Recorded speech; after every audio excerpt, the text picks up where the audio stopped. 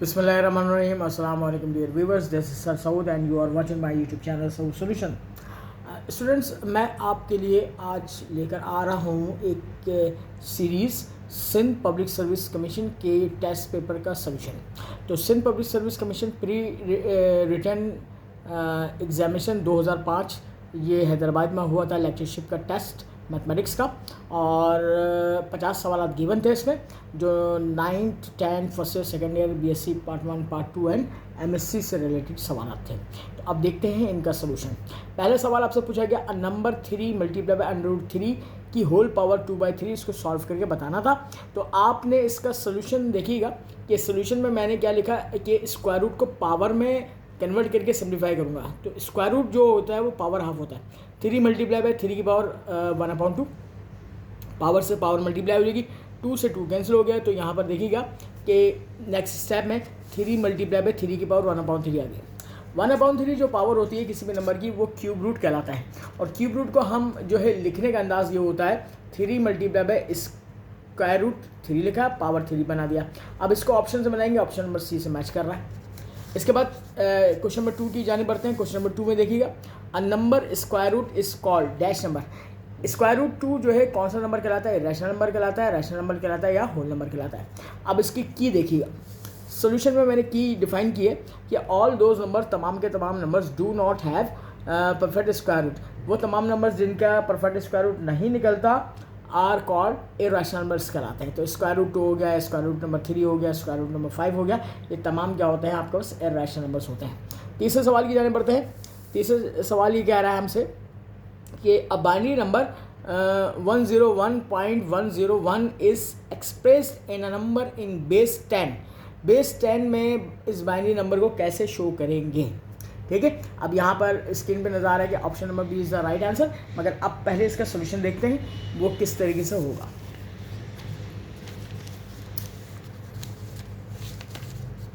अब स्टूडेंट्स यहाँ पे देखिएगा सोल्यूशन में मैंने यहाँ पर लिखा 101.101। देखिए पॉइंट से इधर वाले जो नंबर होता है ना, इससे कहते हैं इंटीग्रल पार्ट, और पॉइंट के बाद वाले चीज़ को कहते हैं फ्रैक्शनल पार्ट। अब इसको सॉल्व करने का अंदाज़ देखिएगा। IP is a short form of integral part. कैसे करते हैं? 101 आपको याद होगा कि 1 multiply by 2 plus 0 multiply by 2 और प्लस 1 मल्टीप्लाई बाय 2 लिखा। अब पावर यहाँ से शुरू करेंगे 0, 2 की पावर 0 दिया, 1 दिया, 2 दिया, ये क्या हो जाएगा? 2 का स्क्वायर 4 1 सा 4 हो गया, 0 से कोई चीज़ मल्टीप्लाई 0 हो गया, किसी भी बेस की पावर 0 1 होती है तो 1 हो गया, 4 + 1 5 हो गया, यानी इंटीग्रल पार्ट का जो आंसर होगा वो तो 5 आ गया। अब आइए फ्रैक्शनल पार्ट की तरफ। फ्रैक्शनल पार्ट को सॉल्व करने के लिए क्या करते हैं कि ये वाला पॉइंट तो हटा देते हैं, 1 उठाते हैं, 1 मल्टीप्लाई 2 प्लस 0 मल्टीप्लाई बाय 2 और प्लस 1 मल्टीप्लाई बाय 2, पावर देंगे माइनस में। तो यहाँ से शुरू करेंगे -3 -2 और -1, -2 पावर इधर लाएंगे 1/2 हो गया, ये 0 हो गया जनाब, ये हो गया 1/8, क्योंकि 2 की पावर 3 क्या होगी? 8 के बराबर हो जाएगा। इसका एलसीएम ले लेंगे, 2 और 4 का एलसीएम हो जाएगा 8, और यहाँ पे 4 + 1/8 5/8। अब इसको हम डिवीजन फॉर्म में डिवाइड करके लिखेंगे, डेसिमल पार्ट है ये, तो ज़रा देखिएगा इसकी डेसिमल डिवीजन। हमने यहाँ पे लिखा 5, पॉइंट लगा के 0 उतार लिया, 8 6 48 48 -2 किया, फिर 0 लगाया, 8 2 16 हो गया, यहाँ पे 4 बचेगा, 0 लगाया, 8 5 40 हो गया, ये पूरा डिवाइड हो रहा है, तो 0.625 आंसर हो गया। तो अब आप इसको कन्वर्ट कैसे लिखेंगे? देखें 0.101 का आंसर आ रहा है 0.625, तो हमने लिखा 101.101 बेस 2 5.625 बेस 10 के बराबर हो गया। तो इसका ये राइट आंसर हो गया। बढ़ते हैं नेक्स्ट क्वेश्चन की तरफ।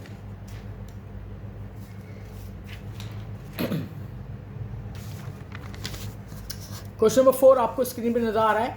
अ number 533 base 6 in box 6 is equal to a number in box 3, यानी कि आपको बेस 6 को बेस 3 में कन्वर्ट करना है।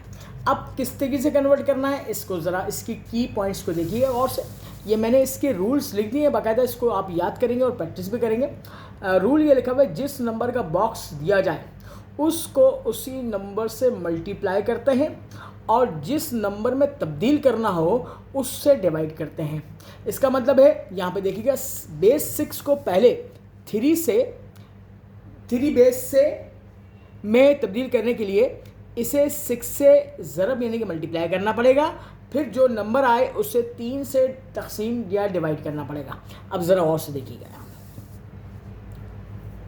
533 बेस 6 हम 6 बेस से मल्टीप्लाई करेंगे, 5 multiply by 6 plus 3 multiply by 6 plus 3 multiply by 6। अब पावर 0 से स्टार्ट करेंगे, 0 1 2। अब 6 का स्क्वायर 36 हो गया, 6 की पावर 1 6 हो गई, किसी बेस की पावर 0 1 हो गया। ये सिंप्लीफाई करेंगे तो ये रिजल्ट आएगा 201 बेस 10, यानी कि आपने 6 से मल्टीप्लाई करेंगे, बेस 10 में कन्वर्ट कर दिया इसको। ठीक है जी। अच्छा, अब आप देखें आगे, जब आपने बेस 10 में कन्वर्ट कर दिया तो अब आप 3 से इसको डिवाइड करेंगे। तो 201 को 3 से डिवाइड किया, 6 7 आ गया, 0 जो है इसका रिमाइंडर बचा। फिर 3 से डिवाइड किया 22 आ जाएगा, 1 रिमाइंडर बचा। 3 से डिवाइड किया 7 21 हो गया, 1 रिमाइंडर बच गया। 3 दूनी 6, 1 यहाँ पर बच गया। तो अब आप इसको ऐसे लिखेंगे, यहाँ पे 21110 21110 और बेस 3 में इस तरीके से कन्वर्ट हो गया। तो ऑप्शन जो भी आपके पास इसका था वो आप इसका मैच करेंगे और इसको राइट टिक करेंगे। क्वेश्चन नंबर 5, ये मैट्रिक क्लास का ही सवाल है। Log base 3 27 is equal to किसके बराबर आएगा? तो ज़रा देखिएगा, ये हमने आजकल जो है 9th क्लास मैथमेटिक्स में पढ़ाया जा रहा है। तो हम क्या करेंगे, जो भी लॉगरिथम नंबर दिया हुआ है उसको x के बराबर सपोज कर लेंगे। अब रूल ये कहता है कि लॉग का जो बेस होगा इजिकल टू के बाद जो नंबर होगा उसकी पावर बन जाती है। तो यहाँ पे बेस 3 लिखा, इजिकल टू के बाद क्या है x, इसको पावर बनाया और जिस नंबर का लॉग निकालता था उसको उस इजिकल टू के बाद शिफ्ट कर देंगे, यानी कि 27 लिख देंगे। अब यहाँ 27 को इस बेस 3 में तोड़ेंगे तो 3 की पावर x इजिकल टू 3 की पावर 3 होगी। बेसिस आर सेम और इनकी पावर्स आर इक्वल हो जाएंगी। x की कीमत क्या हो गई 3। तो आपके पास ऑप्शन नंबर ए से मैच कर रहा है। आगे बढ़ते हैं सवाल नंबर 6 की जानिब। ये कह रहे थे solution of linear equation x plus 2y is equal to 1 and 2x plus y is equal to 2r। अच्छा, इसका देखें, इसका बहुत दो तरीके से आपके पास सोल्यूशन हो सकता है। एक तो आप मैनुअली इसको सॉल्व कर सकते हैं बाय द एलिमिनेशन मेथड, जैसे मैंने यहाँ पे किया गया x plus 2y is equal to 1 था, 4x plus 2y is equal to 4 था, माइनस सपरेट करा दिया तो y वेरिएबल कैंसिल हो गया, -3x इज इक्वल टू -3, तो x की कीमत 1 आ गई। अब इस x की वैल्यू 1 को हम इक्वेशन नंबर 1 या 2 में पुट करेंगे और सिंप्लीफाई करेंगे तो y का आंसर मिल जाएगा ऑर्डर पेयर फॉर्म में। इसका ऑप्शन नंबर बी आंसर होगा। इसकी एक ट्रिक ये भी हो सकती है कि आप ये काम करेंगे कि जो 3 ऑप्शंस आपको मिले हैं पॉइंट्स के, इनको दोनों इक्वेशन में पुट करके वेरीफाई करेंगे, लेफ्ट हैंड साइड और राइट हैंड साइड। अगर ये वेरीफाई कर देते हैं जो भी पॉइंट उसको, तो वो उसका राइट आंसर होगा। तो आप देखिए नेक्स्ट पेज पर मैंने x की वैल्यू 1 को जो है पुट कर दिया है किसी एक इक्वेशन में। अब यहाँ पर देखिएगा एक इक्वेशन नंबर 1 में पुट किया, x is equal to 1, 1 is implied as 1 plus 2y is equal to 1, 1 से 1 कैंसिल, यहाँ से कैंसिल किया और ये बहुत क्विकली आपको सॉल्व करना पड़ेगा। y इज इक्वल टू 0 आ गया तो आपके पास ऑर्डर पेयर 1,0 है। x की वैल्यू पहले लिखते हैं और y की वैल्यू बाद में लिखते हैं। आइए सवाल नंबर 7 की जानिब। कॉट -135 लाइज इन, किस क्वाड्रेंट में लाई कर रहा है, सेकंड क्वाड्रेंट में, थर्ड में या फोर्थ में? अब इसकी ट्रिक देखिएगा। देखिए हमें कास्ट रूल याद होना चाहिए, ठीक है। अब देखिए यहाँ पर -135 है, इसका मतलब है हम क्लॉकवाइज इसको मेजर करेंगे। जब क्लॉकवाइज मेजर करेंगे तो ये थर्ड क्वाड्रेंट में आएगा। जब थर्ड क्वाड्रेंट में आएगा तो हमें याद होना चाहिए कि थर्ड क्वाड्रेंट में कॉट और जो 10 होता है वो थर्ड क्वाड्रेंट में लाई करता है और उसकी वैल्यू अमूमन पॉजिटिव ही होती है। तो इसका मतलब है ये -135 जो है वो एंगल क्लॉकवाइज डायरेक्शन में थर्ड क्वाड्रेंट में लाई करेगा। तो थर्ड क्वाड्रेंट आपके पास आसान है एमसीक्यू से। Question number 8, a trigonometric identity for cos square theta is, एक ट्रिग्नोमेट्रिक आइडेंटिटी है कॉस स्क्वायर थीटा, वो किस आइडेंटिटी के बराबर होगी? ऑप्शन नंबर पे ए बी सी ऑप्शन नज़र आ रहा है। आप इसमें ये काम करेंगे कि हम इन ऑप्शंस को सॉल्व करके देखेंगे कि वो कॉस स्क्वायर थीटा के किसके बराबर आएगा। ज़रा और से देखिएगा, यहाँ पे सी ऑप्शन को मैंने ट्राई किया है। कोसेक स्क्वायर थीटा -1 होता है cot square theta multiply by sine square theta. Cot square theta को कन्वर्ट किया cos square theta upon sine square theta. Sine से sine cancel, cos square theta के बराबर आ गया। इसका मतलब है ये हमारे पास option number C is the right option. ये बहुत ही क्विकली आपको सॉल्व करके देखना पड़ेगा। अब इसके बाद हम बढ़ते हैं अपने नेक्स्ट क्वेश्चन की जानिब। Question number 9, a circle within a triangle, एक सर्किल जो कि ट्राइंगल के अंदर होगा, so that it touches all the sides of the triangle is, कौन सा जो है वो सर्किल कहलाएगा? ए ऑप्शन में सर्कमस्क्राइब सर्किल है, इंस्क्राइब सर्किल है, एस्क्राइब सर्किल। तो इसका मतलब है बहुत आसान से डेफिनेशन पूछी गई, B option is the right. और आपको मैंने यहाँ पर इसका सोल्यूशन यहाँ पे डायग्राम में बना भी दिया है। 10वां सवाल की जाने पड़ते हैं। 10वें सवाल में कह रहा है if two rows of matrix are identical, अगर किसी भी मैट्रिक्स की दो रॉज आइडेंटिकल एक जैसी सेम हो, देन तो इसके डिटरमिनेंट की वैल्यू क्या होगी? हमें पता है properties, C option is the right option. इसके डिटरमिनेंट की वैल्यू क्या आ जाएगी? 0 हो जाएगी। आगे बढ़ते हैं 11वां सवाल। 11वां सवाल भी मैट्रिक क्लास से लिए गए। Let A and B be any two sets, अगर ए और बी दो सेट्स हैं, then every subset of the cartesian product of A cross B is called. तो क्या कहलाता है? अब ऑप्शंस आपके पास गिवन है। ए ऑप्शंस को ज़रा देखिएगा, ये डेफिनेशन पूछी गई है बाइनरी रिलेशन की। अब binary relation from A to B कहलाता है, ठीक है ना? तो डेफिनेशन भी आपको याद करके जानी पड़ेगी। बी ऑप्शन है a function from A to B कहलाएगा या function from A onto B कहलाएगा। तो ये बाइनरी रिलेशन की डेफिनेशन पूछी गई है। Option number A is the right option. इसके बाद हम बढ़ते हैं अपने नेक्स्ट सवाल की जानिब। सवाल नंबर 12, इफ ए आपके पास एक सेट दिया हुआ 1 2 3 4, देन पी ऑफ ए यानी कि पावर सेट ऑफ ए मालूम करने कंटेंट्स डैश एलिमेंट्स। तो इसका जो फॉर्मूला होता है 2 की पावर n होता है। n जो है नंबर ऑफ एलिमेंट्स होता है, कितने 4 गिवन है। 2 की पावर 4 16 हो गए, तो 16 एलिमेंट्स होंगे इसके पावर सेट में। अगला सवाल 13, the numerical coefficient of third term in the expansion of A plus B की पावर 6, ये बाइनोमियल थ्योरम का सवाल है। अब देखिए इसमें कैसे सॉल्व करेंगे। हमें जनरल टर्म फार्मूला याद होना चाहिए। T R plus 1 is equal to N C R, A की पावर एन माइनस आर और बी की पावर आर होता है। अब इसमें देखें ए बराबर ए के दिया हुआ है और बी बराबर बी के, और एन की जो है कितना है 6 के बराबर है। अब यहाँ पे देखिए मैंने यहाँ पर क्या किया, डायरेक्ट फार्मूला पुट किया। अब मुझे थर्ड टर्म चाहिए तो आर की वैल्यू 2 हो जाएगी। T2 + 1 is equal to 6C2 करूँगा, ए की पावर 6 - 2 हो जाएगा, बी स्क्वायर हो जाएगा। अच्छा, अब उसने यहाँ पर जो है कोफिशिएंट पूछा है ना, तो अब देखें 6C2। अब एनसीआर का फॉर्मूला याद होना चाहिए, nCr is equal to n factorial divide by n minus r factorial into r factorial. अब इसको ब्रेक करें, 6 × 5 हो जाएगा और 2 × 1 हो जाएगा, यानी कि इसको सिम्प्लीफाई कर लिया, और a की पावर 4 और b की पावर। अब ये जो कोफिशिएंट है ना, यहाँ पे हो जाएगा 3 5 = 15, तो 15 इसका कोफिशिएंट कहलाएगा। तो option number B is the right option. इसके अलावा अब 14th क्वेश्चन की जाने पड़ते हैं। 14 में कह रहा है the number of terms in the expansion of a + b की पावर 8। तो हमें याद है ये रूल कि the number of terms in the binomial expansion जो होती है a + b की power n is equal to n + 1 होती है, यानी एक नंबर ज़्यादा होता है। तो यहाँ पे 8 + 1 एक 9 टर्म्स हो जाएंगी। बहुत ही आसान सवाल है। 15 क्वेश्चन की जाने पड़ते हैं। 2 अर्थमेटिक मीन्स बिटवीन 4 and 13 आपको मालूम करना है। ये फर्स्ट मैथमेटिक्स से सवाल है। अब जरा देखिएगा इसका सोल्यूशन। आपको याद है कि हम ये काम करते थे कि पहले हमें 2 अर्थमेटिक मीन्स इसमें पुट करने हैं, तो हम सीरीज़ बनाते थे 4, A1 A2 और 13।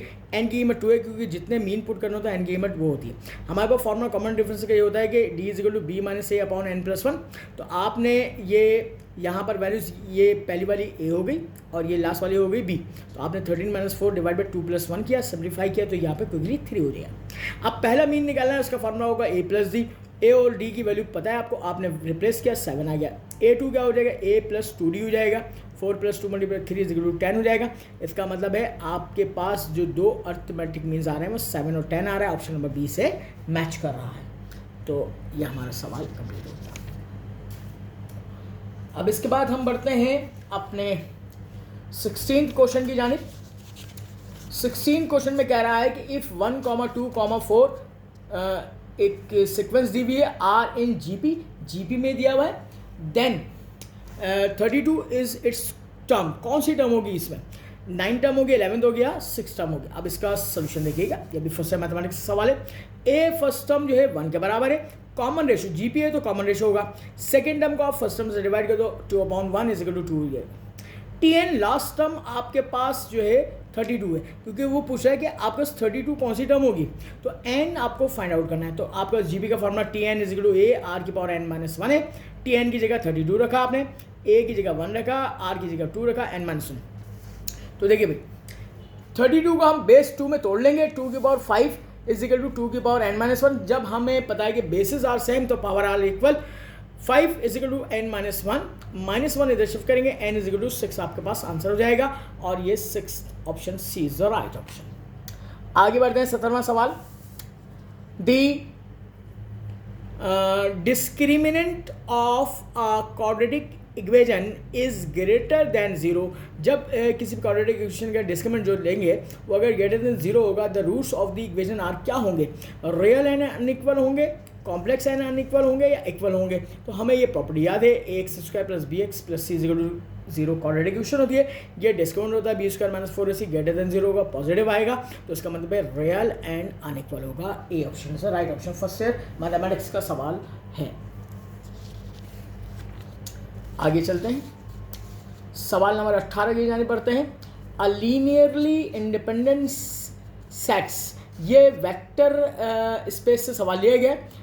अ linearly independent set spanning a vector space is called, तो वो क्या कहलाता है? स्केलर कहलाता है, टोपोलॉजी कहलाता है, या बेसिस? तो बेसिस कहलाता है हमेशा। ठीक है, डेफिनेशन से चीज़ें पूछी गई है। फिर अगला 19वां सवाल, the surface x² upon a² plus y² upon b² is equal to cz² called, क्या कहलाता है? ये एलिप्टिक कौन कहलाता है? ये बीएससी के सवाल है। बी ऑप्शन में कह रहा है पैराबोलॉइड ऑफ 1 शीट कहलाएगा या हाइपरबोलॉइड ऑफ 2 शीट कहलाएगा। तो याद रखिएगा कि ये एलिप्स की इक्वेशन से मैच कर रहा है, तो ये इसका मतलब एलिप्टिक कौन कहलाएगा। A option is the right option. इसके बाद हम बढ़ते हैं आगे, 20वां सवाल है। ये कह रहा है the slope of the hyperbola x² minus 4xy minus 3y² is equal to 9 at the point 2, -1 is equal to. तो बहुत आसान सा सवाल है, आपने क्या करना है, कर्व की इक्वेशन मिली है, कर्व की इक्वेशन को डिफरेंशिएट करके dy अपॉन dx निकालेंगे, और वही हमारा क्या होता है, वो हमारा जो है स्लोप का रिप्रेजेंट करता है। तो इसकी शॉर्टकट ट्रिक देखिएगा, जो इक्वेशन आपको मिली आएगी ना, आप dy अपॉन dx कैसे निकालेंगे? आप पहले इसको डिफरेंशिएट कर माइनस साइन लगाएंगे और डिफरेंशिएट करेंगे with respect to, partially differentiate करेंगे x के लिहाज से। तो x² हो गया 2x हो गया, यहाँ पे y कोफिशिएंट बन गया तो यहाँ पे -4x हो गया, यहाँ पे x की कोई टर्म नहीं, 0 हो गया या 0 हो गया। अच्छा, डिवाइडेड बाय, नीचे डिवाइड करेंगे, इसी को दोबारा डिफरेंशिएट करेंगे with respect to, partially differentiate करेंगे y के लिहाज से। यहाँ पे 0 बन गया, यहाँ पे 1 हो गया, -4x हो गया, और यहाँ पे माइनस का 6y हो गया, ये 0 हो गया। अब आप ये काम करेंगे, माइनस साइन कॉमन निकाल के कैंसिलेशन करेंगे, और ये वाला पॉइंट x और y इसकी जगह पुट करके सिम्प्लीफाई करेंगे। तो आगे बढ़ते हैं इसके सोल्यूशन की जानिब।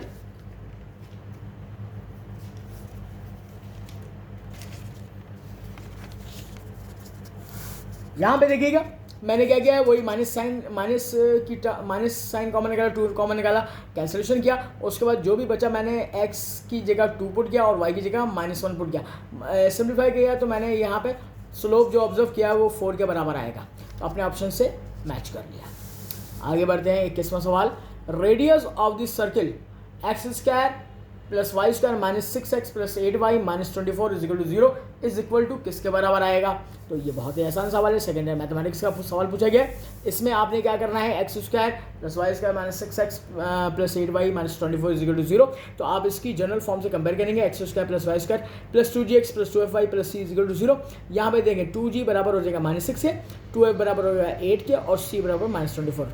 2 3 6, तो g की वैल्यू -3 हो गई, और 2 4 8, f की वैल्यू 4 हो गई, और c की वैल्यू -24।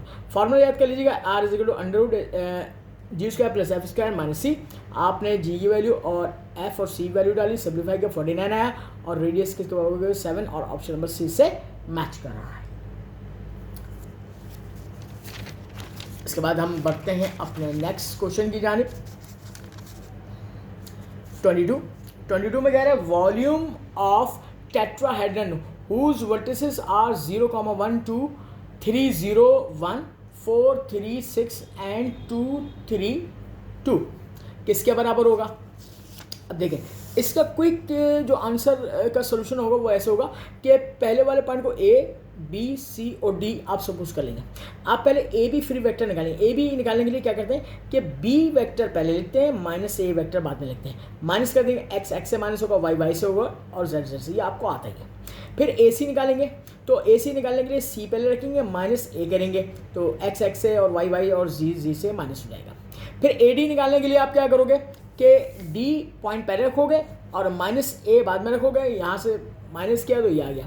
वॉल्यूम ऑफ टेट्राहेड्रन जो है बराबर होता है 1/6 टाइम ऑफ, ये असल में मैथ्स में ये डिटरमिनेंट साइन होता है, ठीक है ना, ए बी ए सी और ए डी। अब सर देखिएगा, आपने यहाँ पे लिखा है इनके कोफिशिएंट 1/6 3 -1 -1 4 2 4 2 2 0। अब आप इसको एक्सपेंडिंग फॉर R1 कर दें और सिंप्लीफाई करेंगे और इसका रिजल्ट आ जाएगा। अब 3/3 ऑर्डर के डिटरमिनेंट को सॉल्व करना आपको बहुत अच्छी तरह आता है, ठीक है। तो मैंने यहाँ पे क्या काम किया है, एक्सपेंडिंग फॉर R1 किया है 1/6 टाइम्स ऑफ 3 × -8 प्लस 1 × -8 -1 8 -4 और इसको सिंप्लीफाई करेंगे -36 आया, -6 आ जाएगा स्क्वायर यूनिट्स, क्योंकि ये आपके पास जो है वॉल्यूम है। तो अच्छा, अब आप ये देखिएगा, अच्छा वॉल्यूम में तो क्यूबिक सेंटीमीटर होगा खैर, और वॉल्यूम कभी भी जो है नेगेटिव नहीं हो, तो नेगेटिव साइन को आप ओमिट कर देंगे, तो इसका मतलब है 6 सेंटीमीटर क्यूब होगा। अब सवाल नंबर 23 की जाने बढ़ते हैं। 23 कह रहा है if any two vectors of a scalar triple product are equal, बराबर होंगे, then the product will be क्या होगा, पॉजिटिव होगा, नेगेटिव होगा, जीरो होगा। तो हमें ये याद है प्रॉपर्टी कि किसी भी स्केलर ट्रिपल प्रोडक्ट में अगर 3 वेक्टर से ए बी सी, तो अगर उसमें से 2 वेक्टर आपस में बराबर होंगे तो उसका आंसर क्या हो जाएगा, 0 हो जाएगा। सवाल नंबर 24 में कह रहा है the median of the numbers 8 12 18 13 16 5 और 20 इज क्या होगा। अब इसकी ट्रिक देखिएगा, इसकी ट्रिक ये है कि जब भी मीडियन निकालना जाए तो उसको फिर हम क्या करते हैं, arrange, first we arrange data करते हैं, सबसे छोटा नंबर फिर बड़ा फिर बड़ा फिर बड़ा, इसी से। अब देखिए काउंट करें, 1 2 3 1 2 3। अब ट्रिक ये है कि 3 यहाँ से निकालते हैं, 3 यहाँ से, 13, तो 13 आपके पास आंसर हो जाएगा, क्योंकि आपके पास ऑड नंबर आए थे, 7 नंबर थे। 25वां सवाल, the mod for the population of the 10 quizzes to given by। अब मॉड कैलकुलेट करना बहुत आसान है। मॉड का जो डेफिनेशन ऑफ फार्मूला होता है वो क्या होता है, the most frequent value in the given data is called mod कहलाता है। तो अब आप देख लीजिए कि अच्छा इसमें अरेंज करने की जरूरत नहीं होती, आप देख लें सबसे ज़्यादा टाइम 6 रिपीट हुआ है 4 टाइम्स, तो इसका मतलब है इसका मॉड क्या हो जाएगा, 6 हो जाएगा। सवाल नंबर 26 आपकी स्क्रीन पर नज़र आ रहा है, ये प्रोबेबिलिटी फर्स्ट ईयर मैथमेटिक्स से दिया गया है। अ कॉइन इज टॉस्ड 4 टाइम्स, एक कॉइन को 4 दफ़ा उछाला गया, ठीक है, टॉस किया गया, then the probability of getting 2 heads and 2 tails क्या होगा। A option, B option, C option, वैसे option A is the right option हमारा। अब इसकी शॉर्टकट ट्रिक देख लेते हैं कि किस तरीके से हमने इसको सॉल्व करना है। इसके लिए मैं आपको ट्रिक बहुत अच्छी सी बता रहा हूँ, इसको नोट डाउन कर लीजिएगा अपने पास।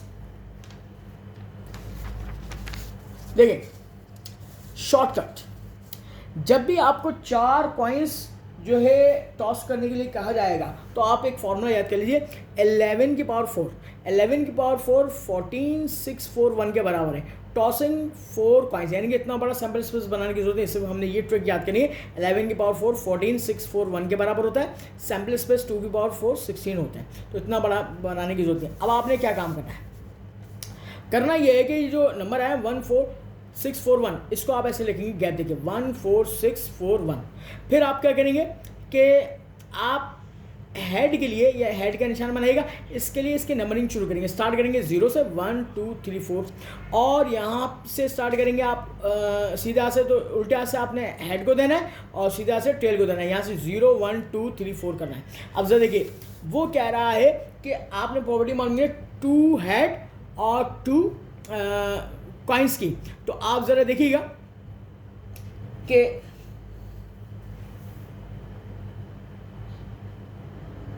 And 2 tales. अब जरा देखिए आप हेड की जानिब गए, हेड ये 2 हेड, इसके ऊपर नंबर क्या आ रहा है 6 आ रहा है।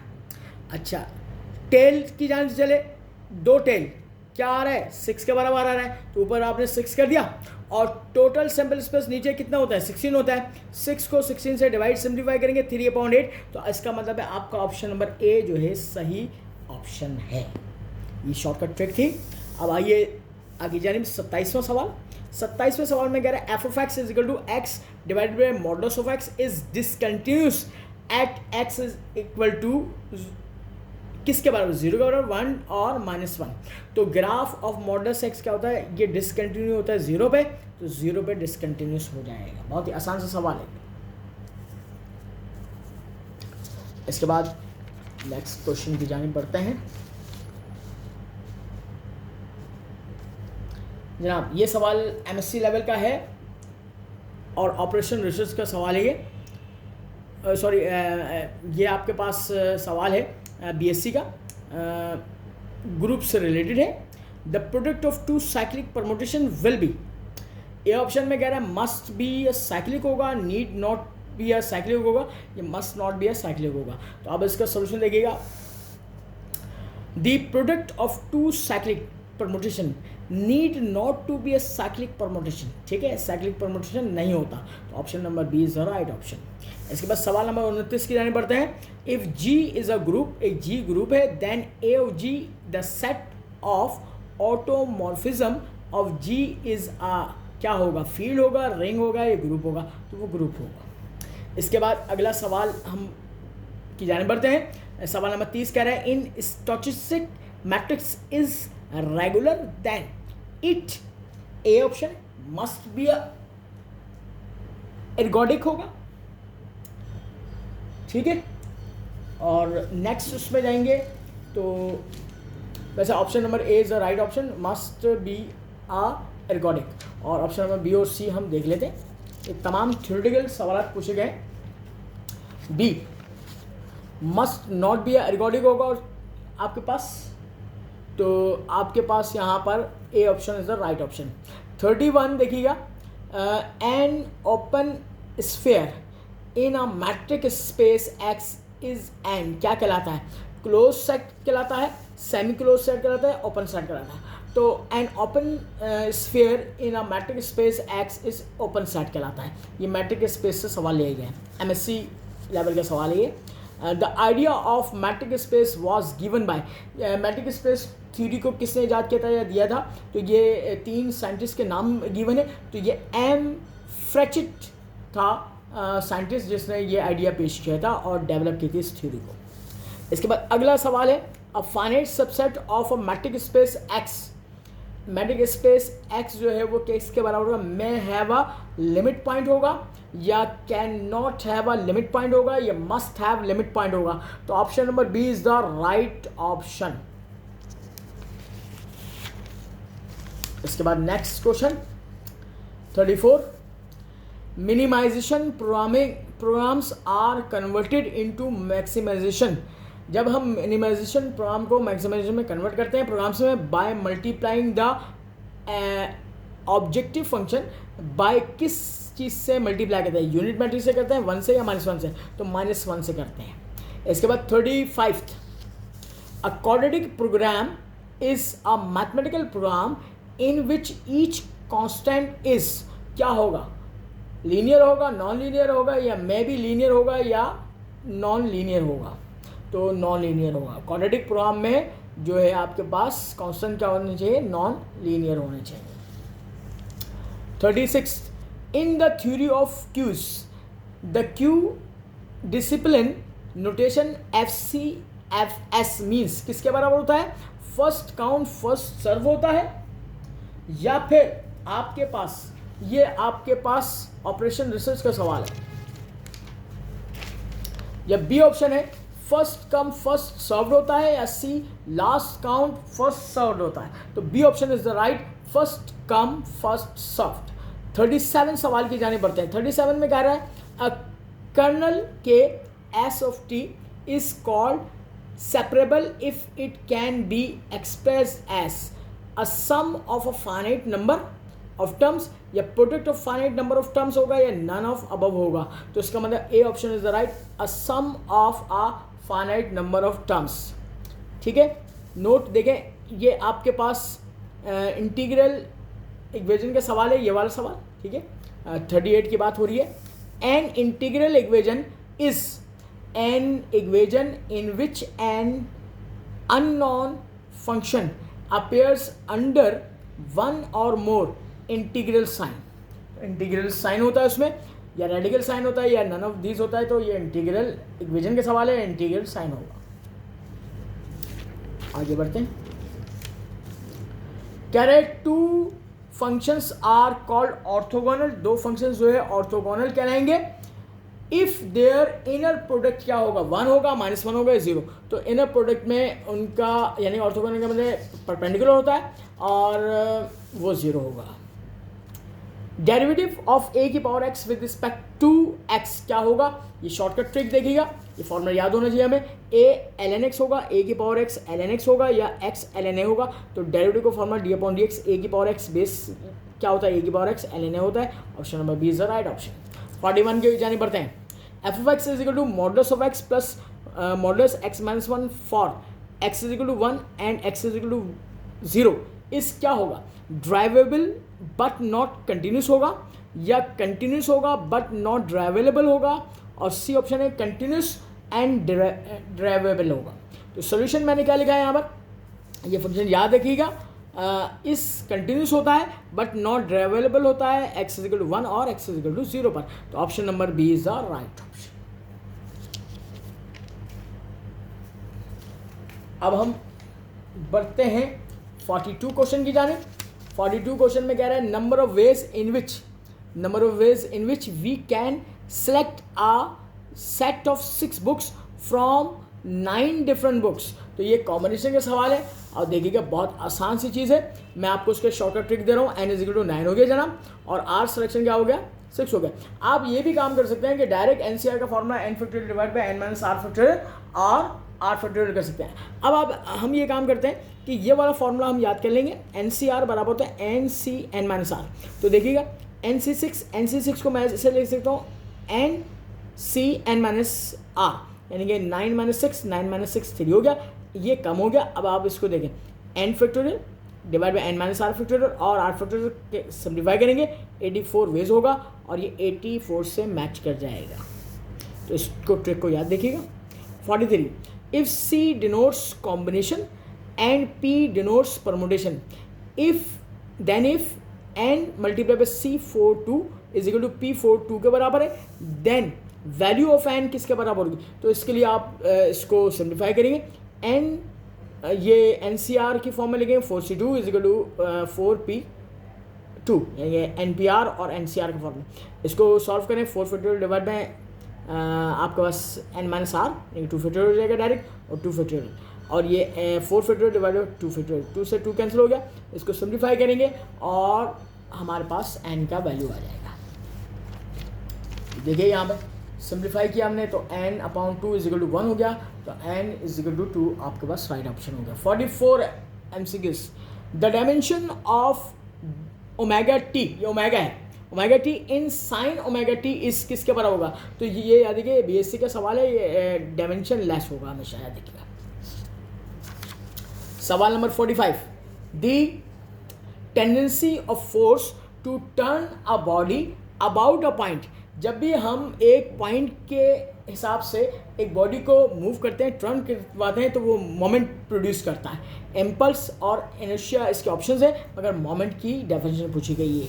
46 के ऊपर जाएंगे। 46 में देखिएगा, 46 में ये कह रहा है कि मोमेंट ऑफ इनर्शिया, ये आपका KQ गौरी की बुक से सवाल लिया है, मैकेनिक्स है, of a rod of mass M and length 12 is किसके बराबर होगा? तो फॉर्मूला याद रखिएगा, मोमेंट ऑफ इनर्शिया का मास लेंथ स्क्वायर डिवाइड बाय 12, ये फॉर्मूला होता है। ठीक है, आपको जो वैल्यूज दी हुई है, मास एम दिया हुआ है वो रख दीजिएगा, एल क्या है 2L के बराबर है वो रखे और सिंप्लीफाई कर लीजिएगा इसको।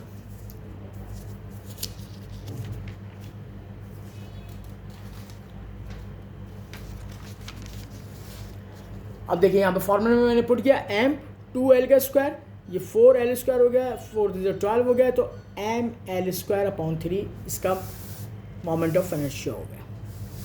47 की जाने पड़ते हैं। The solution set of equation X square plus 1 is equal to 0 consist of rational number होगा, इरेशनल नंबर होगा या कॉम्प्लेक्स नंबर होगा, तो इसको सॉल्व करके देख लेते हैं। X square plus 1 is equal to 0, plus 1 को उधर शिफ्ट करें -1 हो गया, स्क्वायर उधर जाएगा स्क्वायर रूट बनेगा, स्क्वायर रूट के अंदर -1 आया तो आयोटा बन गया, और आयोटा जिसके साथ आया था वो कॉम्प्लेक्स नंबर होता है। ठीक है जी, अच्छा इसके बाद हम बढ़ते हैं 48 क्वेश्चन की जानिब। The determinant of the matrix A, बहुत आसान है, 2/2 ऑर्डर का, इसको क्रॉस मल्टीप्लाई करें, 4 1 4 -6 -2 आ जाएगा, ये आपका ऑप्शन नंबर 2 हो गया। इसके बाद हम बढ़ते हैं अपने 49th MCQs की जानिब। 49th MCQs कह रहा है, if in any matrix the elements of rows and columns are equal then such matrix is called, क्या कहलाएगा? Symmetric matrix. यानी कि आपके पास अगर कोई मैट्रिक्स हो, इसमें जो है एलिमेंट्स किसी रोज के और कॉलम के जो है इक्वल हो जाएंगे, तो वो क्या कहलाएगा? आप बस इक्वल मैट्रिक्स नहीं कहलाएगा, सिमेट्रिक मैट्रिक्स कहलाएगा। ठीक है, 50th MCQs, एक आपको जो है आइडेंटिटी मैट्रिक्स दिया हुआ, आइडेंटिटी मैट्रिक्स जो है अब आपको पहचानना है ये कौन सा मैट्रिक्स है बेसिकली तौर पे। तो नल मैट्रिक्स है, आइडेंटिटी है 0, हमें पता है कि ये डायगोनल एलिमेंट्स तमाम +1 होंगे और तमाम 0 होंगे, तो ये आइडेंटिटी मैट्रिक्स का आपके पास डेफिनेशन पूछा गया। तो स्टूडेंट्स, इसके साथ ही हम अपना आज का वीडियो लेक्चर यहीं पर एंड करते हैं। वीडियो ख़त्म करने से पहले आपसे गुजारिश करूँगा कि इंशाल्लाह ताला इस किस्म की मैं मैक्सिमम वीडियोस इस वीक में और आने वाले दिनों में अपने चैनल पे अपलोड कर दूंगा। अब आप लोग एक काम करेंगे, सबसे पहले मेरे चैनल को सब्सक्राइब करें जो नए हैं, और इसके अलावा जो है इसको लाइक करें, शेयर करें अपने दोस्तों में। इंशाल्लाह ताला अपनी दुआओं में बहुत याद रखिएगा। अल्लाह हाफ़िज़।